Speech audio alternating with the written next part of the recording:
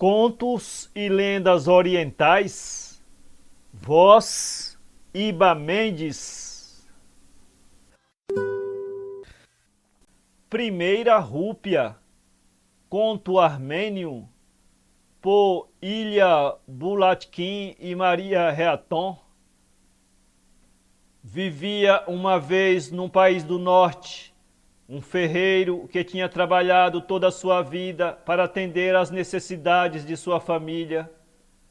Trabalhara com tal vontade e cuidara de tal forma do seu dinheiro que nem sua mulher nem seus filhos souberam jamais o que fosse a miséria. E até conseguiu, com o correr dos anos, juntar uma pequena fortuna. Porém, o filho deste laborioso ferreiro não se parecia com seu pai. Quanto à preguiça, não havia quem o igualasse naquelas terras. Era um belo moço, sadio e forte, mas não sabia fazer outra coisa senão comer, beber e dormir. Com 20 anos não ganhara jamais nenhuma miserável ana, nem jamais lhe ocorrera pensar que o pão que comia tinha que ser ganho penosamente por seu pai. Um dia o ferreiro se sentiu velho e enfermo. Faltavam-lhe forças para golpear o ferro. Recolheu-se ao leito e, quando lhe pareceu que estava se aproximando o dia da sua morte, chamou o filho para perto do seu leito. "Não posso compreender, meu filho", queixou-se, "por que és tão preguiçoso? E isso não herdaste de mim, que me mantive durante toda a minha longa vida em muito boas relações com o trabalho. Pouco a pouco fui acumulando o dinheirinho que hoje tenho, com o suor honrado da minha fronte. Como é possível, meu filho, que tu não possas ganhar nem sequer uma rúpia?" "Ora, ganhar uma rúpia não é nenhuma façanha", respondeu o moço. "Bem, demonstra-me que podes ganhar uma rúpia, e tudo o que tenho será teu assim que eu morrer. Sim, quero que me proves que podes ganhar algo com as tuas próprias mãos. Se não o fizeres, não te deixarei nenhum vil prego da minha oficina em testamento." O filho do ferreiro ansiava possuir a fortuna de seu pai, porém era tal sua indolência que não podia resolver-se a começar o pequeno esforço que o velho lhe pedia. Por outro lado, não sabia fazer coisa alguma. "Haverá crueldade maior", pensava, "ter que ganhar uma rúpia quando jamais ganhei uma miserável ana?" Porém, a vontade de seu pai era inflexível. A mãe era criatura muito boa e não podia ver sofrer o seu preguiçoso filho. Assim, quando surgiu uma oportunidade, aproximou-se dele e disse: "Aqui tens, filho, a rúpia que necessitas. Vai divertir-te por aí. Porém, à noite, quando regressares a casa, finge que estiveste trabalhando e que a rúpia é o produto de teu trabalho." Nem sequer isto agradava ao preguiçoso fazer, mas compreendia que era necessário realizar algum esforço. Assim, pois, aceitou a rúpia que sua mãe lhe oferecia, preveniu-se com um pouco de pão e de queijo e uma boa garrafa de vinho e foi passear pelas montanhas. Ali dormiu, comeu, bebeu e contou os pássaros que voavam pelo firmamento durante o dia inteiro. Ao cair da tarde, regressou para casa e deu ao pai a rúpia, dizendo-lhe: "Aí tens, pai. Não foi pouco o trabalho que me custou ganhar essa rúpia. Meus ombros doem." O ancião pesou a moeda na palma da mão, examinou-a de um a outro lado meticulosamente, passou-a de uma das mãos para a outra e por fim lançou-a ao fogo. "Essa rúpia não foi ganha por ti", disse ele ao filho. "Ninguém te obriga a acreditar", comentou este, encolhendo os ombros e encaminhando-se para a cama. A angustiada mãe, no dia seguinte, deu ao seu filho uma segunda rúpia. "Dorme, meu filho, o dia inteiro se te apetecer, porém antes de voltar para casa, corre uma milha. Assim chegará suado e cansado, e teu pai acreditará que estivesse trabalhando e que ganhasse o dinheiro com o teu próprio esforço. Ao rapaz não lhe entusiasmava a ideia de ter que impor às suas pernas tão duro castigo, mas tampouco queria ficar sem a herança de seu pai. Resolveu, pois, aceitar a segunda rúpia, juntou comida e bebida e voltou para a montanha. E desde que amanheceu até que o sol se ocultou por trás dos montes, o moço comeu e bebeu e desfrutou da carícia amorosa do sol. Quando chegou a hora de voltar para casa, correu 1 milha e correu uma segunda para estar mais certo do triunfo. Ao chegar, sentia-se extenuado, mal podia respirar, copioso suor banhava seu corpo. Sentou-se num banco e estendeu a rúpia a seu pai. Trabalhei como um boi durante todo o santo dia, disse cansado. Estou morto de fadiga. O pai tomou outra vez a moeda, examinou-a de novo meticulosamente, por fim atirou-a também ao fogo. Tu me enganas, essa rúpia te foi dada, não a ganhaste só por haver regressado correndo da montanha. Está bem, não acredita? Limitou-se a comentar o filho. Digo que não a ganhei, se assim o preferes. E sem mais explicações, estendeu-se junto ao fogo e começou a dormir. Teve sonhos lindos, porém sua mãe, aflita, não pôde pregar olhos durante toda a noite. Compreendia que, enganando seu esposo, só conseguia perder o dinheiro ganho afanosamente pelo seu laborioso marido, sem obter benefício algum em favor de seu filho. Assim, na manhã seguinte, suas recomendações foram estas: Vem cá, meu filho, se não queres que teu pai te exclua do testamento, terás que trabalhar realmente. Com 1 ou 2 anas que ganhes por dia, numa semana poderás completar 1 rúpia. Parece não haver outro remédio. Tens que obedecer ao teu pai. O moço trabalhou toda a semana, carregou volumes para um indivíduo, ajudou outros em suas tarefas. Um lhe deu 1 ana, o outro 2, e assim sucessivamente, até que conseguiu completar a rúpia. Com um punhado de ínfimas moedas chegou até seu pai e as deixou cair nas mãos do ancião. O velho de novo as examinou uma por uma, meticulosamente. Terminado esse exame, disse: Não, meu filho, tu me enganas outra vez. Esse dinheiro não o ganhaste. E, como das outras ocasiões, arremessou o punhado de moedas ao fogo.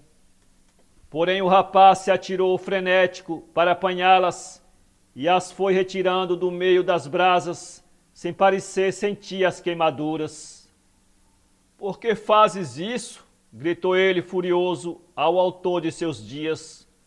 Por que tratas assim o produto de toda uma semana de trabalho rude, que tanto foi o que me custou para ganhar esse dinheiro? O pai olhou atentamente o filho e finalmente disse: Agora sim, creio em ti, meu filho. Quando eu atirava o dinheiro ao fogo, era dinheiro alheio, e sua destruição não te aborrecia, era dinheiro fácil. Porém, quando se trata de dinheiro que se ganha com o próprio suor, a coisa é muito diferente. Lembra-te disso, meu filho. Com base em teu trabalho, disporás de dinheiro, desfrutarás de prazeres e poderás satisfazer tuas necessidades e teus desejos. Porém, se o dinheiro não é produto do teu próprio trabalho, 1 rúpia não vale nem sequer o que vale 1 humilde ana honradamente ganha. O laborioso ferreiro deixou sua modesta fortuna para seu filho e partiu para um país de onde ninguém jamais regressou. O Sicômoro do Esquecido, conto turco. Conta-se que havia na cidade de Mossul um negociante muito rico chamado Haracha Laptal Omar. Para contar o dinheiro em ouro que transbordava em seus cofres, seria preciso viver uma eternidade. Mas seu mais precioso tesouro era a filha, a incomparável Zemoreide. Ainda adolescente, tinha os olhos mágicos e azuis, entre cílios sombrios e curvos como o arco-íris. Sua boca era perfeita, seus dentes brancos sem mancha, como a noz do coco em sua casca.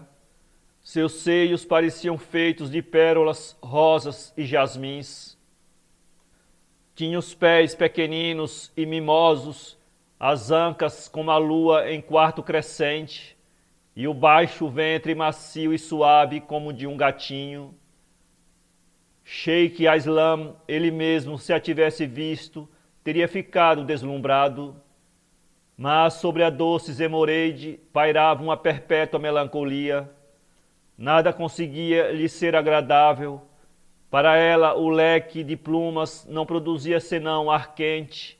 A música era silenciosa e o doce era salgado. É que um dia, entre as colunas de Moucharabi, tinha visto passar o lindo Hassan Lassardine. Desde então, a sua imagem ficou gravada em seu coração. Nunca Zemoreide tinha dito ao ouvido do pai o secreto amor de que se sentia possuído. É que Hassan Lassardine era um rapaz fiel às tradições dos antepassados. Ao contrário, o pai de Zemoreide nutria o desejo de dar a filha em casamento a um desses muçulmanos aventureiros que viajam em barcos, soltando fogo e embranquecendo o mar, e que trazem do ocidente toda sorte de segredos maravilhosos para fazer andar as carruagens e encerrar nas caixas de eletricidade a voz humana. Entretanto, a escrava negra de Zemoreide disse-lhe um dia: uma vez que o mestre exige, ó fonte pura, que reflitas no espelho da tua felicidade um homem à semelhança dos bárbaros do norte, por que não dás a conhecer a Hassan essa exigência? Não, que Alá mo preserve. Mas tinha dito não como uma apaixonada, e a escrava foi encontrar às escondidas Hassan Lassardine. Quando este soube que a galante Zemoreide o havia distinguido, deu várias voltas sozinho e se agitou de tal modo que caiu fadigado e banhado em suor. A partir desse dia, Hassan só pensou nos meios que poderia empregar para cair nas boas graças de Haracha Laptal Omar. Comprou chapéus de palha e guardou o fez. Privou-se do Ahalokun, usou amido para endurecer os punhos e colarinhos da camisa e calçou luvas. Assim vestido foi à casa do pai da rapariga. Logo que o velho viu o adolescente, sentiu congestionado de bilis o fígado e pôs-se a gritar: filho de degenerados, produto de todos os ossos podres discelerados, que é tua cara de resina que crês digna de roçar a da minha insigne filha? Que minha língua se torne peluda e desça até ao umbigo se ela não te maldiz. Eu te piso na cara excremento de aranha. Tu esposares minha filha? Tu só és digno de casares com o vento. Atrás da rouparia, a trêmula Zemoreide ouviu estas palavras tão terríveis que teriam podido embranquecer em um momento os cabelos de um recém-nascido. Sentiu o fígado inchar de inquietação e o peito se apertar, mas corajosa afastou a cortina e apareceu. Meu pai, disse ela, é preciso considerar que este rapazinho, para vos agradar e para me obter, já fez muitos sacrifícios. Que exigis ainda dele?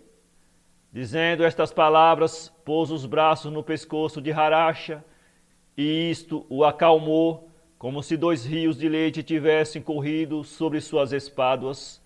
Respondeu com mais doçura: que prove antes de tudo que ele é o homem de amanhã e não o de ontem. Que se me apresente, não mais coberto destas roupas à moda antiga, mas vestido como um amigo dedicado do progresso. Se ele trouxesse umas calças, meu pai, replicou a moça, serias mais favorável? Enquanto assim falava, penteava com seus dedos finos a barba de Haracha, que se rendia com os olhos semicerrados. Ah, sedutora da sedução, disse enfim, como te resisti? A lua nova não é senão uma para de tuas unhas. Eu ouço-te e obedeço. E tu, rapazinho, procura umas calças, umas belas calças da última moda. Então poderás merecer minha confiança e amizade. Saindo da casa daquela que lhe açucarava a alma, Hassan, mais ligeiro que o vento, correu à casa de uns tecelões. Experimentou alguma dificuldade para encontrar o tecido conveniente ao fim imposto. Enfim, em casa de um velho negociante, descobriu uma fazenda cujos quadrados negros e brancos figuravam os ladrilhos de Hammam. Depois foi para a casa do alfaiate a toda pressa. O homem prometeu-lhe a roupa antes de se pôr o sol do dia seguinte. A 9ª do dia não tinha ainda se escoado e o velho alfaiate estava com as calças prontas. Hassan Lassardine pôs as calças e dirigiu-se imediatamente para a Meca do seu espírito. No caminho, pelos efeitos combinados da emoção e de uma melancia que o tinha desarranjado, sentiu um desses avisos interiores que podem impedir o entusiasmo mais decidido. Incapaz de resistir por mais tempo, o rapaz sentiu o mundo escurecer a seus olhos. Começou a procurar um lugar de solidão. Quando o encontrou entre as folhas de um sicômoro que descia até o solo, sentiu-se incomodado pelas calças, cujo uso em semelhante circunstância não lhe era familiar. Tirou-as inteiramente, pendurou-as nos ramos do sicômoro e pôde enfim gozar as bem-aventuranças da satisfação. Durante todo o tempo, Hassan não parou de compor frases em honra de sua Zemoreide. E estava de tal modo obcecado por essa lembrança que, quando se levantou, partiu, esquecendo sobre os ramos do sicômoro as calças de tecido de quadrados brancos e pretos. Esperando aquele que já considerava seu noivo, a formosa Zemoreide tomava sorvete e comia doces perfumados. Embaixo, a porta acabava de abrir-se. Era Hassan. Apareceu pálido de felicidade, para mostrar à sua bem-amada o belo tecido preto e branco e provar que tinha satisfeito o desejo do venerando Haracha Laptel Omar, afastou o pano da capa e, julgando mostrar as calças que haviam ficado lá nos ramos do sicômoro, disse: "Não é linda?" Zemoreide empalideceu por sua vez, esteve a ponto de olhar para o outro lado, mas um interesse forte reteve seus olhares fixados sobre o que Hassan lhe mostrava. Um sorriso de êxtase iluminou-lhe a fisionomia. Sentiu-se transportada aos limites da felicidade e, em deleite, enfim, juntando as mãos, murmurou: "Ah, sim, é linda!" Cheios de tanta esperança, puseram logo lábios contra lábios e começaram a trocas de agrados que não se interromperam, senão quando o dia despontou. Os 3 anéis.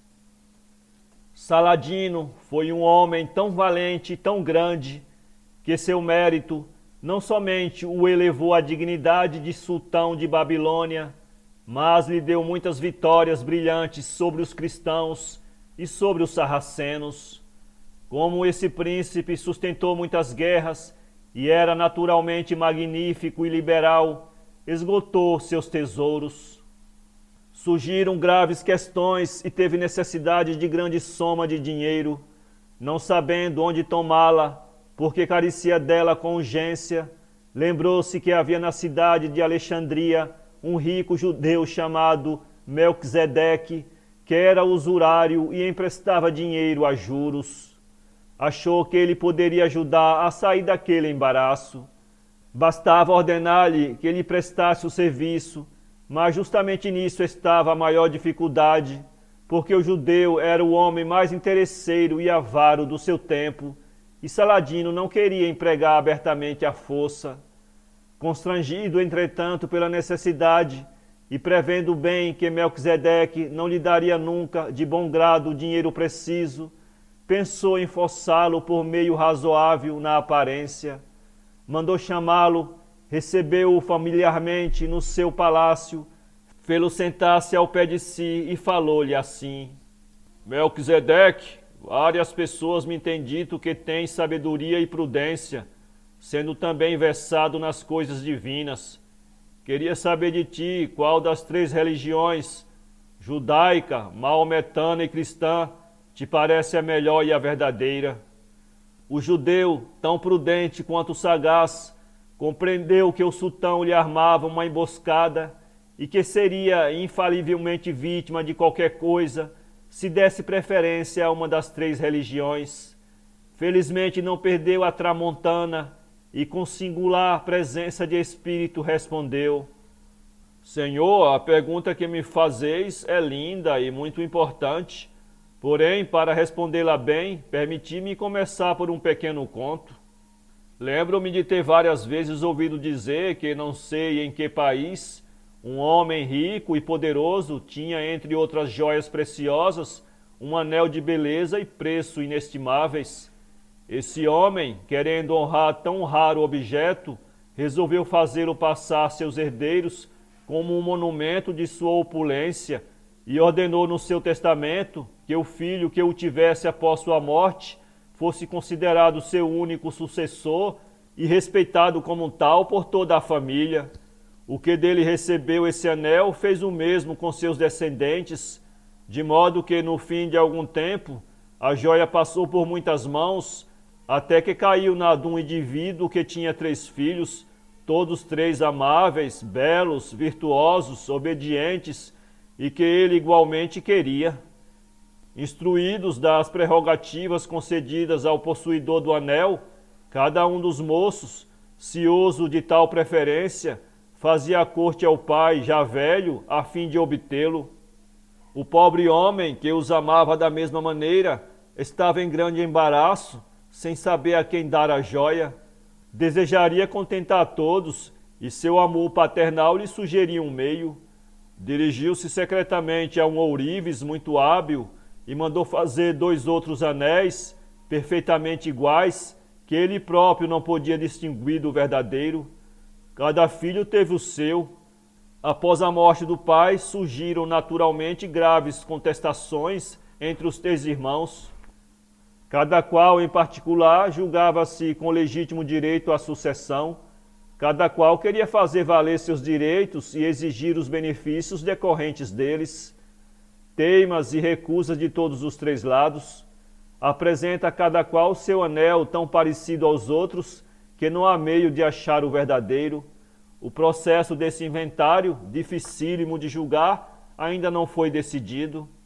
Assim, Senhor, acontece com as leis que Deus deu aos 3 povos sobre quem me fizestes a honra de interrogar. Cada um julga ser o herdeiro de Deus, cada um pensa possuir sua verdadeira lei e seguir seus verdadeiros mandamentos. Saber qual dos 3 tem razão nas suas pretensões, ainda se não conseguiu e aparentemente talvez não se consiga nunca. Saladino viu por esta resposta que o judeu habilmente se livraria do seu plano. Compreendeu que seria baldado armar-lhe outros ardis. Só tinha um recurso: falar-lhe com franqueza, o que logo fez. Expôs-lhe a sua necessidade de dinheiro e pediu-lhe emprestada forte soma.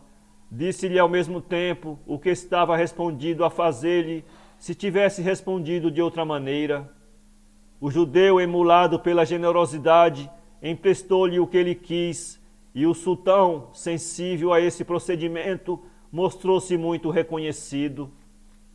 Não se contentou só em restituir-lhe a quantia, cumulou de presentes, reteve-o junto de si, tratou-o com muita distinção e sempre o honrou com sua amizade.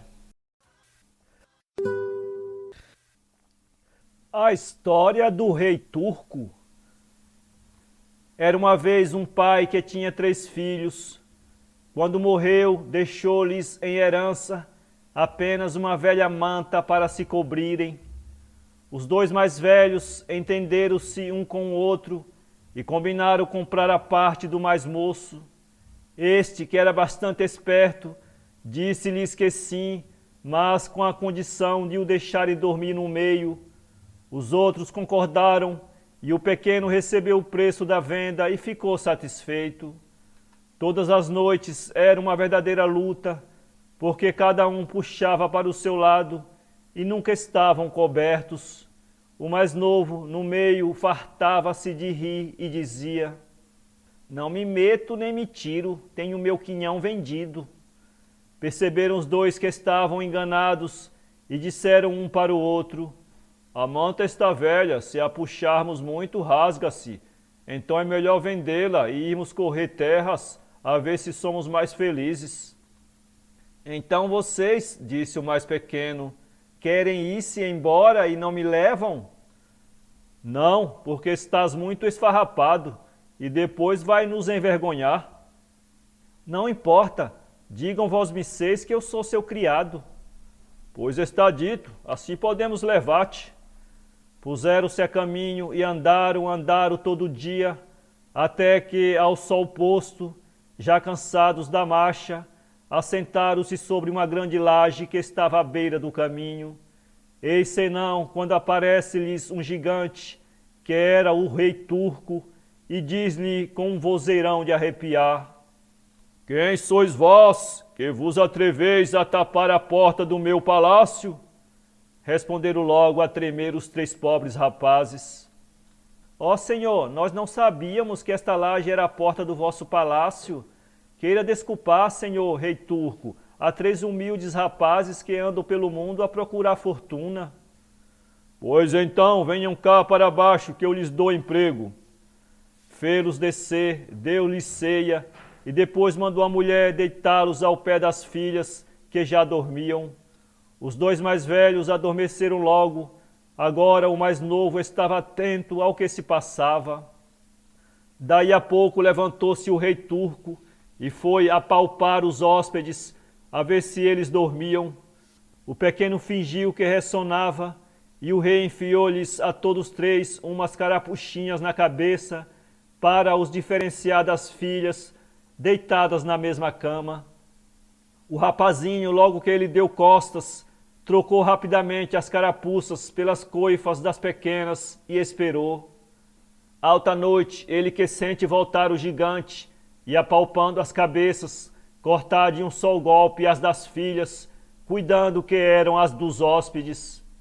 Percebendo que não estavam em bons lençóis, quando chegasse amanhã e desse pelo engano, vai o pequeno e chama os irmãos, dizendo-lhes que era preciso fugir imediatamente. Puseram-se a caminho e andaram todo o resto da noite, até que de manhã chegaram a outro reino, onde o turco já nada lhes podia fazer. Dirigiram-se ao paço a oferecer ao rei os seus serviços como criados. Havendo falta de serviços, aceitaram os 2 para as cavalariças e o mais pequeno para ajudante do jardineiro. Sendo este muito esperto e atencioso, todos gostavam dele, vendo-se em poucos dias completamente transformado, bem vestido, muito limpo e sempre alegre e trabalhador. A princesa via-o e achava-lhe muita graça. Um dia pegou em si e pôs na cabeça uma das coifas das meninas turcas e foi assim trabalhar. A filha do rei, que o viu da janela, achou-o muito interessante e mandou-lhe perguntar pela sua aia se queria vender a coifa. "Não", respondeu o rapazinho, "diga à senhora princesa que não lhe a vendo, que lhe a dou de boa vontade se ela for minha amiga." "Sim, pequeno, gosto muito de ti", respondeu a própria senhora. Passados dias, tornou a pôr a segunda coifa, e a princesa, vendo-o da janela, tornou a mandar perguntar pela aia se lhe a vendia, ao que ele respondeu o mesmo, que não lhe a vendia, mas sim lhe a dava se fosse sua amiga. A princesa disse que gostava dele e ficou senhora da segunda coifa. Tornou a deixar passar alguns dias e depois pôs a terceira coifa, acontecendo o mesmo que já tinha sucedido com as outras. Numa palavra, o pequeno era o ai Jesus de toda a gente, já sabia de jardinagem e andava no último apuro. Os irmãos que não passavam de ínfimos criados das cavalariças tinham-lhe muita inveja, e tanto que se lembraram de dizer ao rei que o pequeno tinha dito ser capaz de roubar a coberta de campainhas do rei turco, seu imortal inimigo. O rei mandou-o chamar logo e disse-lhes: Pequeno, como afirmaste que eras capaz de me trazer a coberta de campainhas do meu inimigo turco, espero que isso farás. Real senhor, tal não disse, mas se manda, obedecerei. Pois mando sim. Se me trouxeres, fica meu criado particular. Se não me trouxeres, mando-te matar. O pequeno foi e chegou à casa do turco, entrou sem que ninguém o visse e meteu-se-lhe debaixo da cama. Quando sentiu o gigante adormecido, deu-lhe um grande puxão à coberta. O outro, cuidando que era o gato, gritou: Sapo gato, não me deixas dormir. Daí a pouco, quando estava outra vez adormecido, o pequeno deu outro puxão à coberta. O rei turco, muito zangado, diz, cuidando que era o gato: Pega lá a coberta, deixa-me dormir descansado. E atirou-a ao chão. Foi o que o pequeno quis. Agarrou nela e fugiu, tendo de atravessar o mar para chegar ao reino do seu senhor. Quando o turco se levantou e não viu a sua coberta, foi ter com um papagaio que tinha, que era adivinhão, e disse-lhe: Papagaio, quem me roubou a minha coberta? Foi o pequenito que está ao serviço do teu inimigo. Não o vês atravessar o mar? O rei turco foi à varanda e, vendo ao longe, perguntou-lhe por uma buzina: Pequenito, voltarás cá? Não sei, respondeu ele por outra. Apresentou a coberta ao rei, que ficou muito satisfeito e o fez logo seu criado particular. Ora, os irmãos com isto ainda mais o invejaram e pouco tempo depois foram inventar que ele dissera ser capaz de ir buscar o papagaio adivinhão do turco.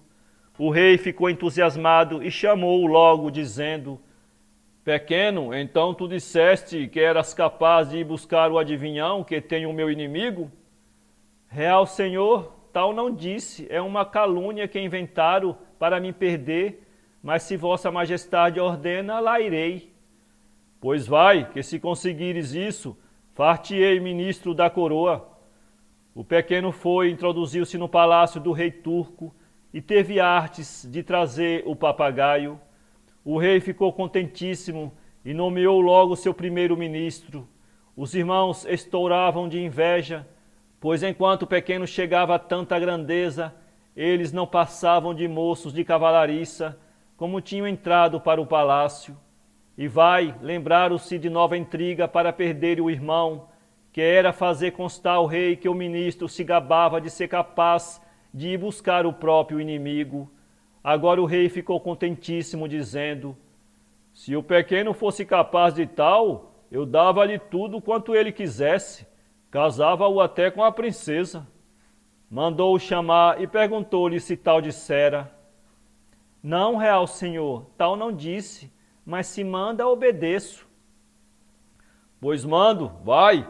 Se conseguires o que eu desejo, dou-te a mão de minha filha, se não, mando-te cortar a cabeça. O rapaz foi para bordo de um navio, pintou-se de preto, vestiu-se de aguadeiro mexicano, pôs um cântaro ao ombro e foi apregoar água para defronte do palácio do rei turco. Daí a bocado mandou este chamar para lhe dizer: Anda cá, pretinho, tu de onde vens? Do reino vizinho. Então conheces lá um pequeno que não era nada e hoje é ministro da coroa? Ora, se conheço, como os meus dedos, é um grande maroto. Pois eu queria muito vê-lo na minha presença. Nada mais fácil. Ora essa, então como? Tenho-lhe tanta raiva que se o visse estrangulava-o logo. Pois está vossa majestade como eu.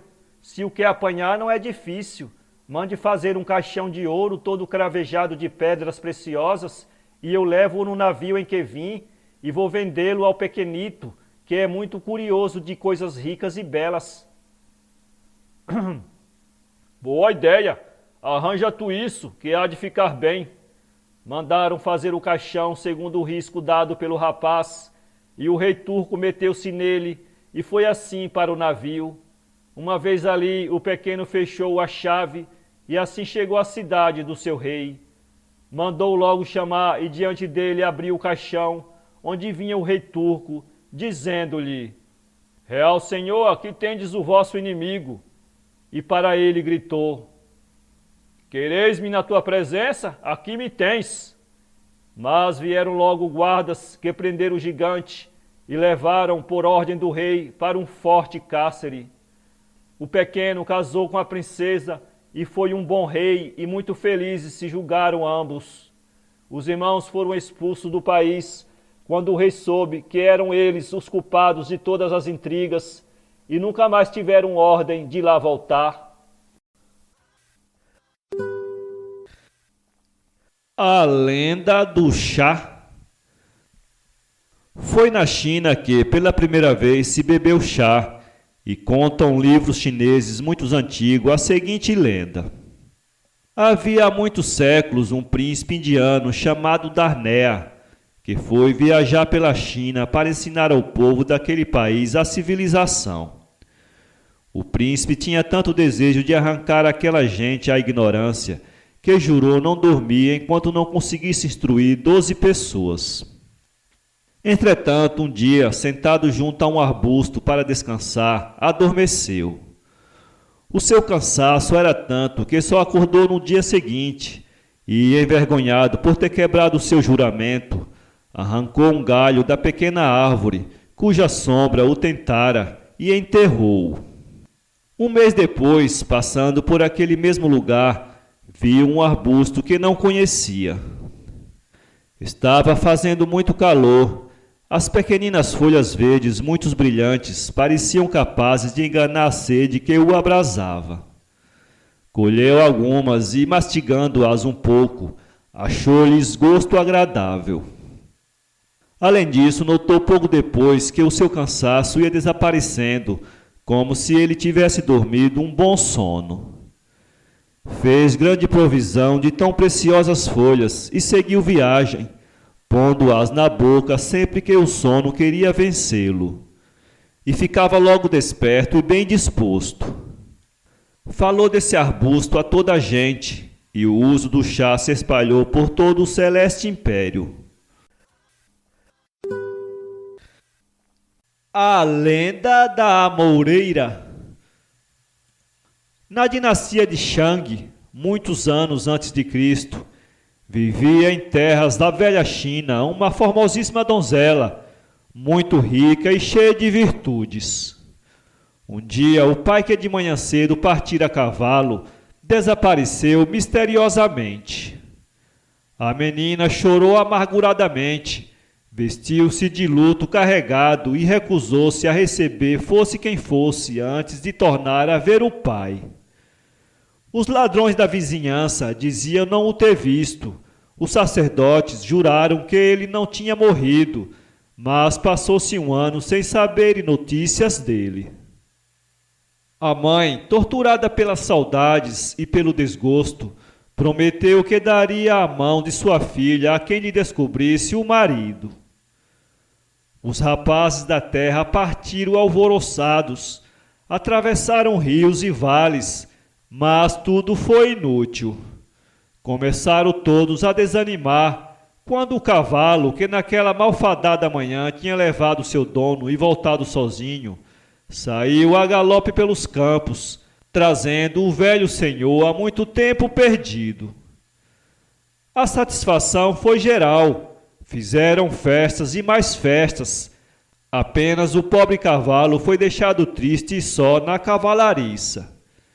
Deixou de comer e o seu ar de sofrimento fazia chorar as pedras. Intrigado com tal atitude, o velho quis saber o que se passava, e quando a mulher lhe contou a promessa que havia feito, mandou que se dobrasse a ração ao bicho, pois nada mais poderia fazer.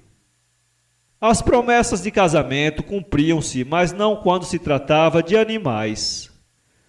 O certo é que o cavalo nunca mais tornou a comer, e quando a menina passava perto dele, ficava fora de si, demonstrando grande nervosismo. A tal ponto chegaram as coisas que resolveram matá-lo com uma flecha. Depois de morto e esfolado, puseram a pele a secar, pendurada numa árvore. Mas, ao passar por ali, a formosa moça sentiu-se envolvida pelos restos do cavalo amoroso e levada pelos ares. Dias depois apareceu a pelo estendida em outra árvore, uma árvore estranha, completamente desconhecida, de cujas folhas se alimentava uma pequena lagarta. Foi assim que a menina linda transformou-se em bicho de seda.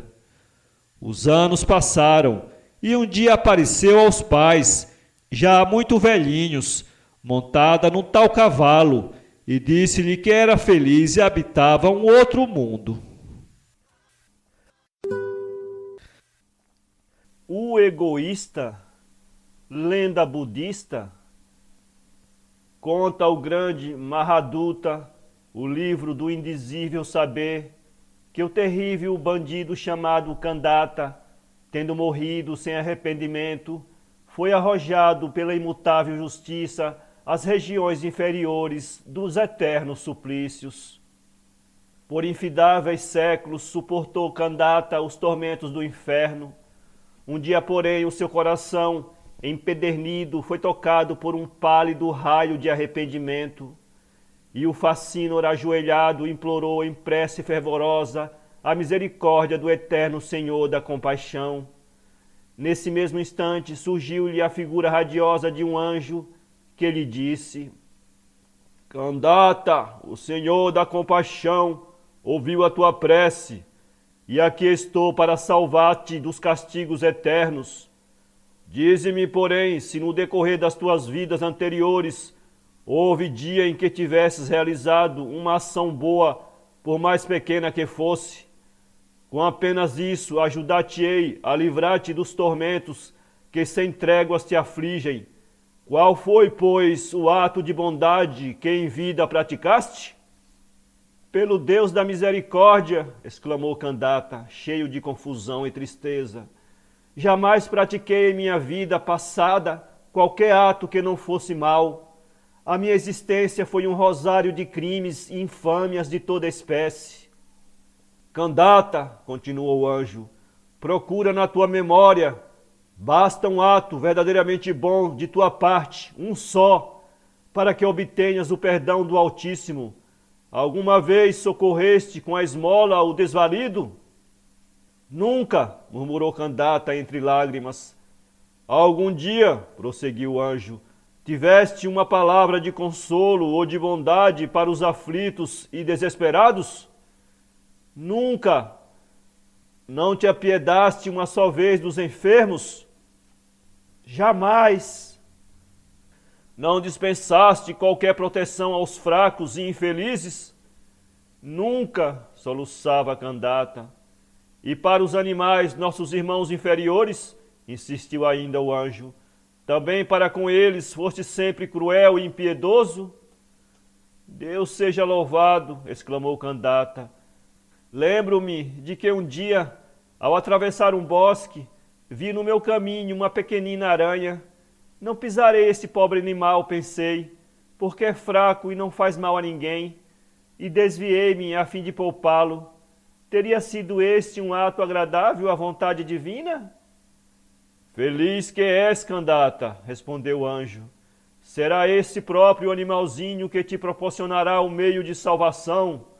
Da altura infinita do céu vai lançar-te um fio de sua teia, por isso poderá subir até ao seio do Criador. E isto dizendo, o anjo desapareceu. No mesmo instante, viu Kandata que um fio de aranha descia das alturas até ao fundo do abismo que o torturava. e Candata, sem hesitar, agarrou-se a ele e começou a subir. De repente, porém, lembrou-se Candata de olhar para baixo e notou que os seus companheiros de infortúnio, uma verdadeira multidão, procuravam também salvar-se da região dos tormentos, subindo pelo mesmo fio. Com certeza não poderá tão delgado fio suportar o peso de tanta gente, pensou Candata apavorado. E, movido pelo egoísmo, essa hidra que destrói as mais belas ações, desejando apenas a sua salvação, em detrimento da salvação alheia, gritou para os infelizes que já subiam pelo fio salvador: larguem, ó miseráveis! Larguem, que este fio é só meu! No mesmo instante, o fio da aranha partiu-se e Candata foi para sempre arremessado às profundezas em que tanto tempo gemera.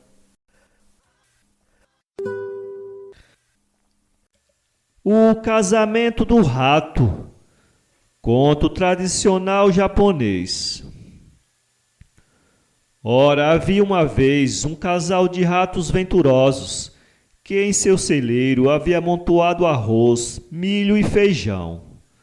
Nasceu-lhe certo dia uma filhinha que em pouco tempo se tornava mais gentil que a mandoguinha deste mundo. O rato pensou então em casar a filha, mas não encontrou entre as suas relações ninguém que lhe parecesse digno de ser seu genro. Depois de muito haverem refletido, pai e mãe conferenciaram: nossa filhinha é a criatura mais linda deste país.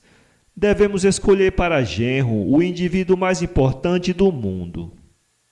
O rato, depois de haver longamente meditado sobre isso, decidiu: o sol que brilha no firmamento é o personagem mais importante do mundo. Então o casal de ratos, mais a filha, subiu ao céu. Quando lá chegou, o pai disse respeitosamente: Senhor Sol, vós sois a criatura mais importante do mundo. Rogo-vos, pois, que desposeis minha filha, a melhor das camandonguinhas. O sol sorriu e disse: muito vos agradeço, mas há uma pessoa que me é superior. O rato, surpreendido, indagou: quem pode ser superior a vós? O fumo. Se o fumo vem, eu não posso brilhar no céu. E o rato disse convencido: é isso mesmo. A família foi ter então com o fumo, e o pai tornou a falar: Senhor Fumo, suponho que sois a criatura mais eminente do mundo. Rogo-vos, pois, que desposeis minha filha. E o Fumo respondeu: agradeço sinceramente, mas há alguém que me é superior. O pai, espantado, perguntou: quem poderia ser superior a vós? O vento. Se lhe vem à imaginação soprar-me, certamente serei o mais fraco. É verdade.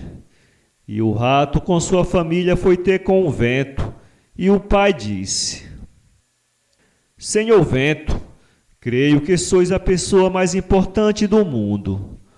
Rogo-vos, pois, que desposeis minha filha. Agradeço-vos muito essa honra, mas há alguém que me é superior. E o rato, cada vez mais surpreendido, exclamou: superior a vós? Sim, é o muro. Ele não me deixa passar, e eu não sou bastante forte para me opor à sua vontade. Lá foi o rato, mais a mulher e a filha, falar com o muro. Senhor muro, creio que sois o personagem mais importante do mundo. Rogo-vos que desposeis minha filha. Isso me lisonjeia imensamente, mas há pessoa superior a mim. O pai já não compreendia nada. Será isso possível? Sim. Mas quem é? Vós mesmo, senhor rato. Embora eu seja sólido como vedes, Se um de vós esburacar-me, roendo-me, facilmente passará através do meu corpo. Não sou, pois, companhia digna de um rato. É verdade. E muito perturbado com o que acabava de ouvir, o pai concentrou-se algum tempo meditando. Depois bateu palmas. Nunca tinha reparado nisto. Nós, os ratos, disse ele, somos os personagens mais importantes do mundo. Graças a Deus. Voltaram para casa alegremente. Entrando na toca, o rato decidiu escolher para genro seu vizinho Cheirapelão, que também era rato. O casamento foi muito bonito e o jovem casal viveu muito feliz e teve uma numerosa descendência, em cujo celeiro nunca faltou arroz, milho, nem feijão. A origem do leque. Existe na China a seguinte lenda. A formosa Qianxi, filha de um mandarim, assistia uma noite à festa das tochas. Todas as mulheres que haviam concorrido à festa cobriam o rosto com uma pequena máscara. Durante a festa, porém, a jovem Qianxi, que era de uma beleza incomparável, não podendo suportar o tremendo calor que sentia, tirou a máscara, mas como ao mesmo tempo não achasse prudente expor a formosura, agitou com grande velocidade a máscara para com ela fazer vento, segurando-a, porém, muito perto do rosto. O movimento foi tão rápido que esta veio a tornar-se uma espécie de véu, de modo que os homens não podem ver-lhe o rosto. Esta foi a origem do leque. No Kitsune, lenda japonesa, o dia terminava quando Tenno voltou melancolicamente pela rua mais extensa de Tóquio ao miserável casebre que habitava nos terrenos baldios dos subúrbios da cidade. Em vão oferecera aos ourives de Edo sua última obra, uma placa de bronze cinzelado, admirável combinação de flores e pássaros fantásticos. Os mercadores tinham-lhe oferecido um preço tão ínfimo que o artista, indignado, resolvera não vender seu trabalho, preferindo morrer de fome e de miséria a aviltar assim o fruto do seu pensamento e o trabalho de suas mãos. Porque esse parecia ser o destino que lhe estava reservado. Sua esposa morrera um ano antes, deixando-lhe uma filha, e depois disso, Tenno sofrera todos os rigores da sorte. Pouco a pouco vendera toda a sua mobília, a linda mobília que comprara peça por peça, à custa de tantos esforços para se casar. Só lhe restava uma pequena casa, dividida em 3 compartimentos, o tradicional ribasqui, destinado a transportar de um aposento para outro as brasas e cinzas, uma lâmpada de barro, uma esteira já muito rasgada que lhe servia de leito e seus instrumentos de trabalho. Entretanto, já era quase noite, nem um pássaro cantava e a noite anunciava-se fria e triste. Quando Tenno ia chegando à porta de seu casebre, ouviu latidos furiosos e viu vir a seu encontro uma grande raposa branca que parecia envolvida em uma auréola luminosa e tinha na cabeça uma coroa também luminosa, joia simbólica das divindades japonesas. Essa raposa vinha perseguida por uma matilha de cães furiosos e Tenno resolveu salvá-la. Abriu a porta de sua casa, a raposa entrou e o artista fechou logo a porta, deixando os cães do lado de fora. Então Tenno tratou de acender a lâmpada e, voltando-se para ver a raposa, recuou assombrado. Tinha diante de si a mais espantosa visão. Uma moça esbelta e lindíssima sorria-lhe. Seus olhos com longos cílios pareciam de veludo e sua boca pequenina e delicada parecia de coral, mas não era uma beleza de tipo japonês. Do Japão só tinha o vestuário suntuoso e grácil. Seu longo quimono de seda cor-de-rosa, bordado com flores de prata e ouro, era preso por um cinto de seda vermelha. Teno, disse a criatura maravilhosa, nada temas. A raposa branca só pode ser uma boa fada para aquele que não só lhe salvou a vida, como lhe permitiu voltar à sua forma primitiva.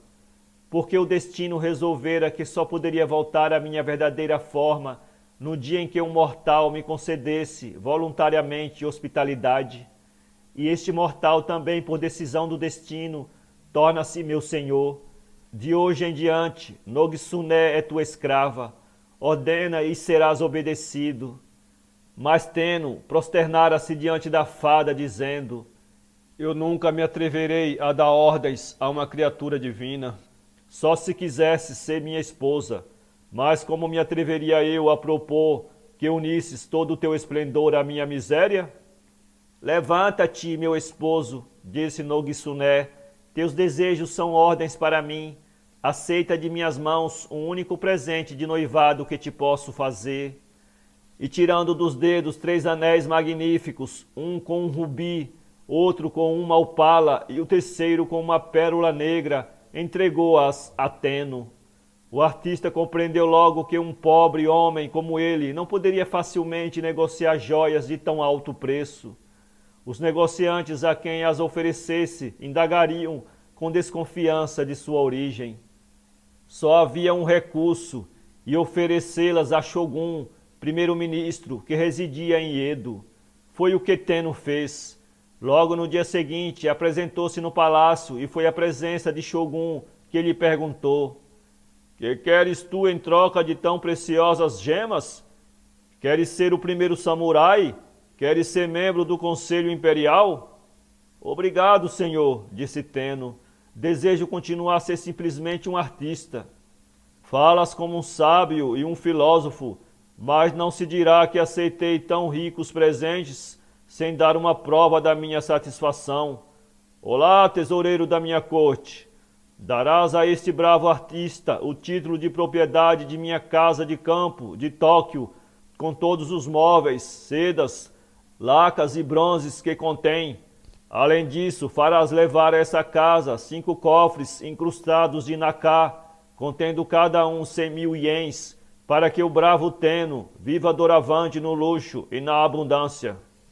Teno tornou-se então o mais feliz dos homens.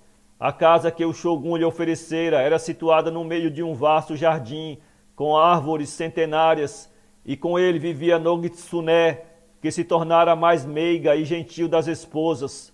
Tão boa que era, terna e atenta, como uma verdadeira mãe para com Muciné, a filha de Teno. Mas a verdade é que Teno não entregara ao Shogun os 3 anéis. Sem nada dizer à sua esposa, conservara em seu poder o anel de opala, cuja beleza o encantara. Um dia, Nogitsuné surpreendeu-o no ateliê, admirando a pedra maravilhosa. Oh! Exclamou ela com expressão de íntima mágoa. Para que conservaste essa pedra que traz infelicidade? Ora, disse Teno, superstições. Nogitsuné nada mais disse, mas afastou-se com um olhar de tristeza infinita. Ao fim de 1 ano de casamento, Nogitsuné deu à luz 2 meninas gêmeas, muito bonitas, mas de olhos verdes e nariz um pouco afilado. Essas meninas cresceram e foram criadas juntamente com Musume. Quando chegou o dia do aniversário de Musume, Teno preparou-lhe uma surpresa. Sem que sua esposa o soubesse, ele havia cinzelado um maravilhoso colar, tendo como pendantife um crisântemo em cujo coração brilhava a incomparável opala.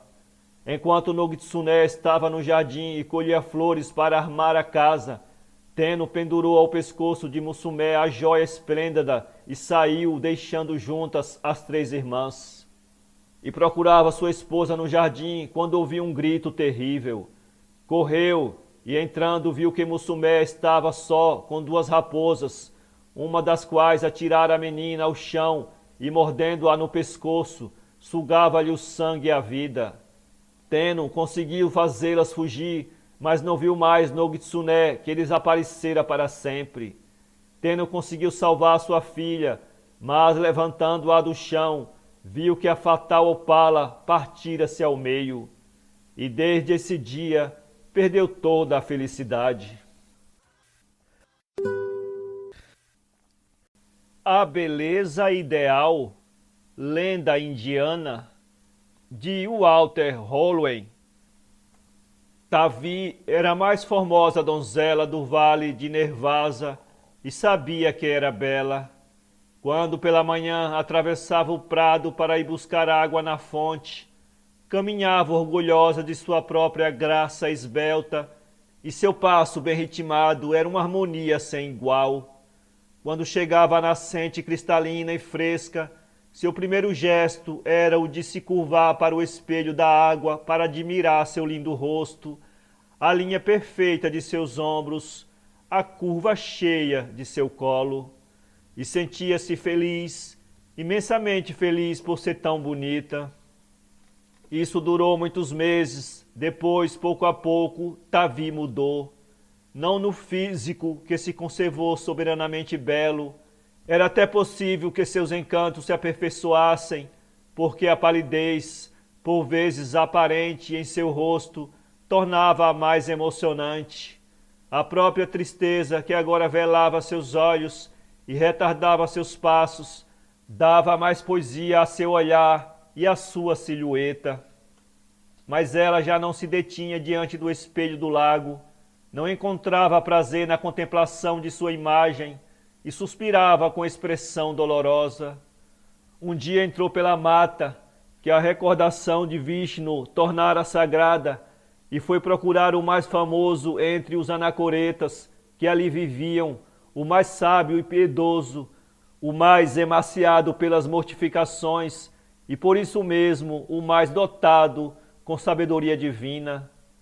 Ó santo homem, gemeu ela, prostrando-se a seus pés, eu sou pobre e órfã, mas era tão feliz, era formosa e isso enchia meu coração de alegria, mas agora... O sábio guardou silêncio. Seu rosto parecia de pedra, mas seu olhar tranquilo contemplava a jovem e parecia ver não só o corpo gentil, mas também a alma aflita da jovem desolada. Ela esperou uma palavra de animação, porém o sábio continuou imóvel como os ídolos do templo. Então, contendo a custo as lágrimas, Tavi continuou: agora nem esta alegria me resta. Já não me acho tão bonita. Todas as moças que encontro me parecem mais belas do que eu. Tenho a impressão de que me tornei banal e de que toda a graça fugiu de meu corpo. O sábio, sem se mover, disse: vá em paz, sê paciente. Há de voltar o dia em que de novo te alegrarás com tua beleza. Vai para a tua choça, semeia teu campo e espera. Tavi assim fez, espalhou as sementes de trigo no fértil campo que herdara de seus pais, depois sentou-se à porta de sua choça e esperou. Passaram os dias e, após uma semana de chuva, a terra mostrou, sob os raios do sol, os primeiros brotos. Passaram mais dias, os brotos se fizeram hastes, e das hastes nasceram espigas, que o vento agitou alegremente. E Tavi continuava diante da pequena choça, esperando confiante nas palavras do sábio. Um dia, afinal, aos primeiros albores do sol, o eco lhe trouxe a vibração de uma voz moça e sonora. Era Nath, um dos mais garbosos entre os rapazes da aldeia próxima, que passava cantando para seu trabalho nos arrozais do monte. Passou, admirou o campo de trigo maduro. Depois seu olhar encontrou Tavi e exprimiu mais exaltada admiração, verdadeiro enlevo que o fez deter-se entre tímido e sorridente. Ela sorriu também e uma sensação de delícia infinita percorreu suas veias. O olhar de Nath produzia sobre ela o efeito de uma incomparável carícia, mas, tomada por inexplicável receio, recuou e ocultou-se no interior da choça. Daí a pouco saiu para ir à fonte e o espelho da água refletia um sorriso cheio de alegria e orgulho. Como o sábio predissera, Davi voltara a ser feliz e a ser formosa, porque a mulher precisa de ser amada para dar valor a si mesma e à existência. Sem amor, tudo lhe parece mesquinho, e sua própria beleza é uma coisa inútil, incapaz de alegrá-la, se não houver quem a admire. As 3 moedas de cobre, conto chinês. Era uma vez um vendedor de fumo que percorria as ruas com seus cestos suspensos ao ombro, vendendo sua mercadoria. Um dia achava-se ele em seu ofício, quando se encontrou com um velho de longas barbas brancas, coberto de andrajos, que lhe disse: "Jovem, dê-me um punhado de fumo." E ao pronunciar estas palavras, estendeu o braço e tirou um dos cestos de tabaco. Isto enraiveceu tanto o vendedor, que esse tecia atracado com ele, se não estivesse na rua. Vendo, porém, depois que se tratava de um pobre velho, acalmou-se e esperou. O ancião tirou então um punhado de fumo e o colocou no cachimbo, onde ele sumiu, e o velho só conseguiu enchê-lo inteiramente quando lhe deu todo o tabaco que havia no cesto. A seguir, pôs-lhe fogo, tirou umas baforadas e, depois de entregar ao vendedor 3 moedas de ouro, seguiu seu caminho e desapareceu. O homem jogou com desprezo as 3 moedas no interior do cesto e tratou de voltar para casa.